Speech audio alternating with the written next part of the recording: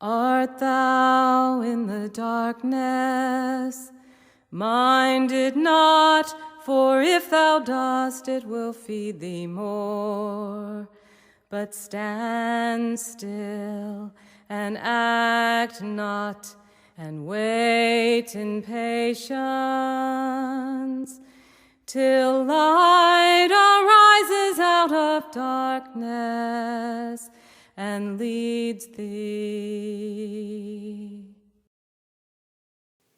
Before we begin, it seems right to offer a comment on this episode. The chapter I'm about to read covers some awkward moments of Quaker history. Learning about this era for the first time can be startling. Many of the actors did not behave in a way that one expects of either Quakers or Christians. The scenes that will be described were not unique to Ohio Friends, as the great Orthodox-Hicksite split ravaged the entire society of Friends in America. We can take this as a lesson of how easy it is to stray from the light of Christ, and that we should always keep our eyes single unto Him. Chapter 2. The First Separation, 1821 to 1828. Although separated physically from Quakers back east by the Allegheny Mountains, Ohio Yearly Meeting could not remain isolated from the tensions and concerns that were beginning to surface among those Quakers in the early 1820s. Bound as it was to the rest of Quakerism through the constant contact with traveling ministers and their companions, Ohio Yearly Meeting inevitably became caught up in the issues and emotions that would lead to the Hicksite Orthodox separation of 1828. There is little in the early records that survive to indicate much feeling directly against Hicksitism. Indeed, Elias Hicks had made an apparently acceptable visit to Ohio in 1819. The advices of 1823 do contain a warning against, quote, an improper dependence on human understanding, unquote, by which, quote, many had been led out into wild fields of speculation, unquote.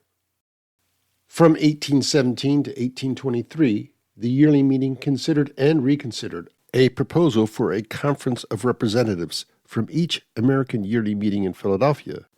But each time the proposal was brought up, there appeared to be strong feeling on both sides of the issue. In 1818, quote, after a time of solid deliberation thereon, and no way opening to adopt the measure, the meeting united in discontinuing the subject, unquote. In 1821, the, quote, subject of bringing friends of the several yearly meetings of this continent into closer union and fellowship with each other being revived with weight, unquote, a committee was appointed to consider the matter. But that committee only proposed referring the question to the next yearly meeting. Finally, in 1823, the subject was dismissed, quote, for the present, unquote. It was not to be taken up again until 1827, after the process of separation would already be well underway in Philadelphia. A key figure in the whole struggle which led to the separation was Eliza Bates, the Mount Pleasant printer, publisher, and author. By the time the conference proposal was dropped in 1823, Bates had become prominent in the affairs of society. A recorded minister, he served on several important committees as well as the Meeting for Sufferings between 1817 and 1832, was several times clerk or assistant clerk of Ohio Yearly Meeting. Most of the surviving printed minutes of Ohio Yearly Meeting up to 1832 were printed by Eliza Bates, Mount Pleasant. In 1824, he was authorized by the Meeting for Sufferings to publish his book on the doctrines of Friends, as well as a shorter work containing extracts from early Friends' writings on the divinity of Christ. During these years preceding 1832, his name and proposals made by him appeared frequently in the records of the Meetings for Sufferings. His own account of the separation can be found in his periodical, Miscellaneous Repository, which ran during his great prominence in the Orthodox cause, and which continued intermittently into the days of his apostasy. When the first Hicksite Orthodox separation occurred at Philadelphia Yearly Meeting in 1827, its shock waves caused most of the other American Yearly Meetings to experience a similar trauma of separation during their 1828 sessions.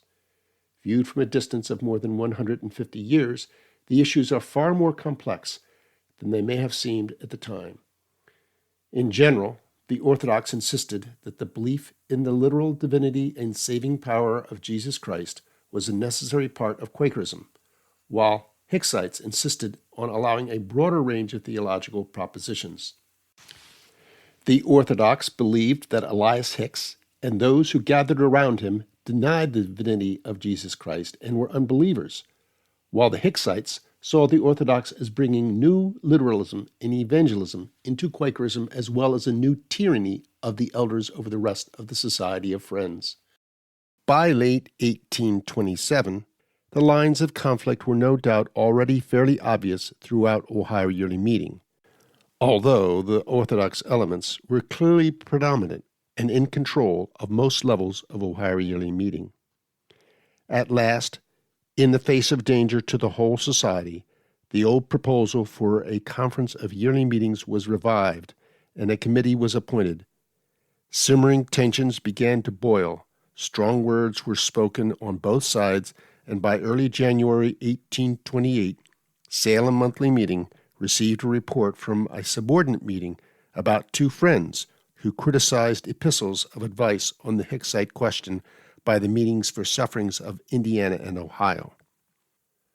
One of these men admitted reading some of Hicks' sermons and, quote, and saw no impropriety in the doctrines therein contained, unquote. By February 1828, the oldest meeting in Ohio, Concord Meeting, had been laid down in an effort to control the Hicksites there. In March of that year, the Meetings for Sufferings sent out 7 manuscript pages of advice to local meetings to help them face the problem of what was called setting up separate meetings. The wave of disownment of friends with outspoken Hicksite convictions was by now well underway. The minute leading to a disownment usually complaining of both outspoken convictions of the offender and also of his attending at the separate Hicksite meetings, which were already established in some places. Salem's answer to the second query in April indicates the confusion and the deadliness of those days. Quote, all our meetings have been attended, but a remissness has been observable in some. Unbecoming behavior, mostly guarded against, except some instances of sleepiness and improper warmth in speaking in our meetings for discipline. Unquote. The issue had practical dimensions as well as philosophical ones. In 1826, for instance, the Meetings for Sufferings had sent a message of sympathy to Philadelphia and requested advice on how to tell which of the documents constantly flowing through the business meetings at every level came from Orthodox meetings and which came from what they called spurious meetings. The problem was that some of the new meetings had some of the same clerks and some of the same names as the Orthodox. In due course, Philadelphia set up for every level of business meeting a system of approved correspondence to whom all documents should be sent and by whom all outgoing meeting documents should be signed. In the meantime, Ohio monthly meetings were setting up special committees to visit everyone bearing certificates to ascertain the orthodoxy of the meeting from which he came, and presumably the orthodoxy of the friend in question. Similar committees were set up by Meetings for Ministers and Elders to check on ministers and elders bearing credentials from other meetings. By the time of yearly meeting in 1828, it was obvious that there could be neither unity nor unanimity. Several separate meetings had been held for some time in various places, and disownments had proceeded apace. The Meetings for Sufferings had long since appointed a committee to check on the proper title of all meeting house properties. In May of 1828, they even went so far as to appoint a committee at liberty to take legal counsel in the case of the loss of the records of the Concord meeting to the Hicksites. Further indications of the tensions of 1828 can be seen in a July appointment of the Meeting for Sufferings of a committee to take legal measures against separatists disturbing meetings, especially in Stillwater Quarter, which had had a few separate meetings for several months. In the last 3 of the 8th month quarterly meetings preceding the yearly meeting, there were signs of the troubles to come.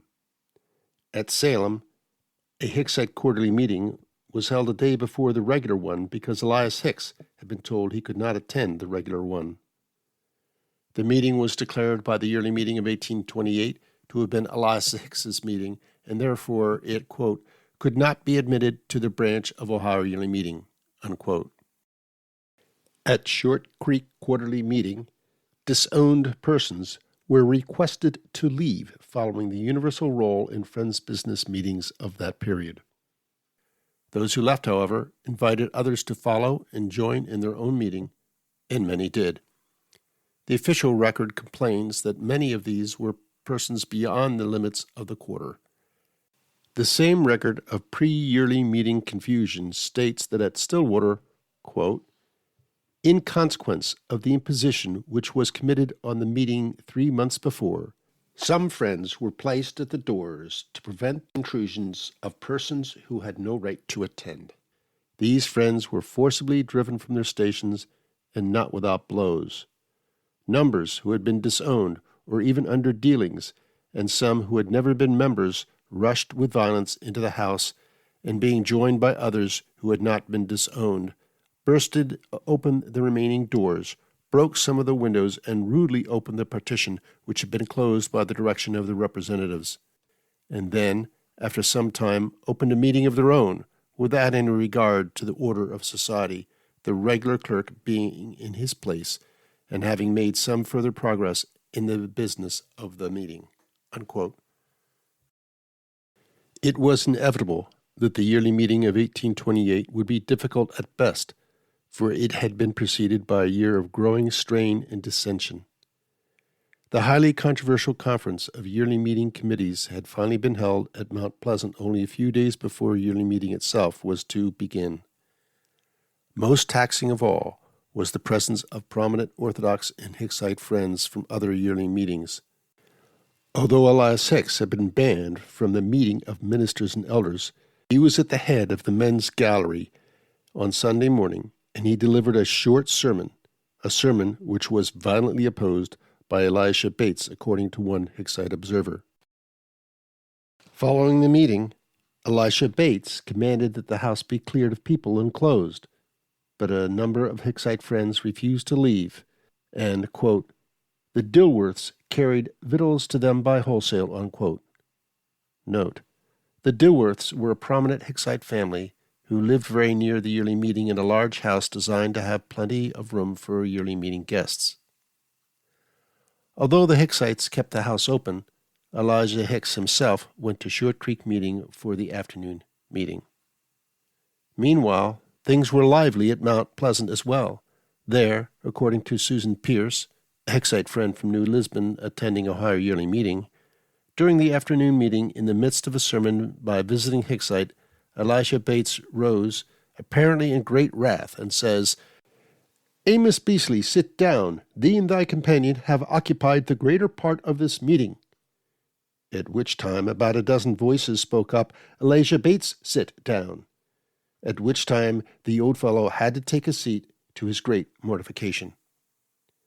After this meeting, Elisha again faced the problem of Hicksites who refused to budge in spite of his command to leave the house.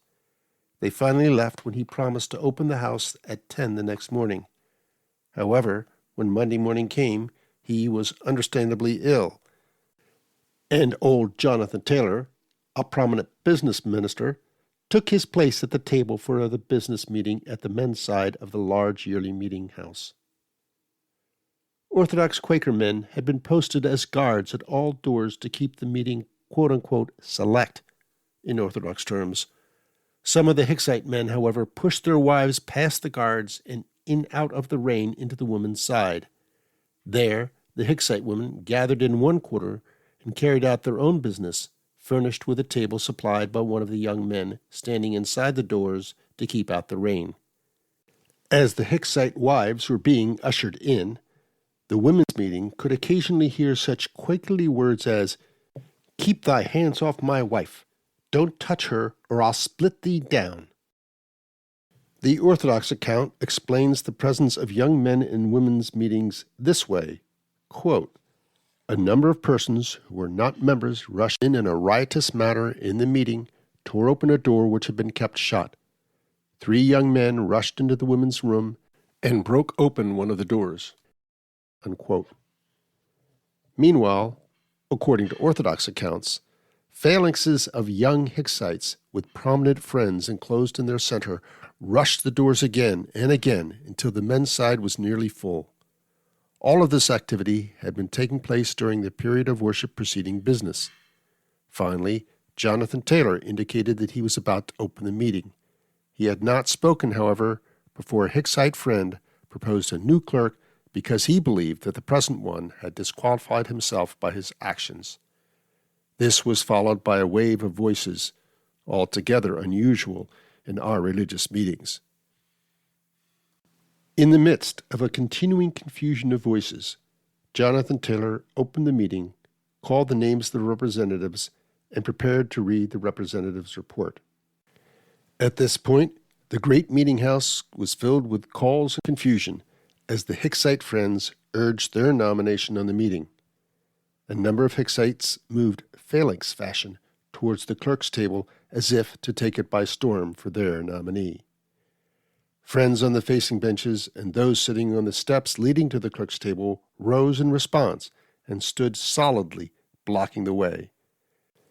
This temporary stalemate of opposing pacifist phalanxes lasted for a few moments while some Hicksites urged their men to fall back from such transparent violence and withdraw. The assault was resumed, however, while the venerable Jonathan Taylor at the clerk's table, toward which the assault was aimed, calmly dictated the names of all the men seeking to control the meeting in such an unusual way.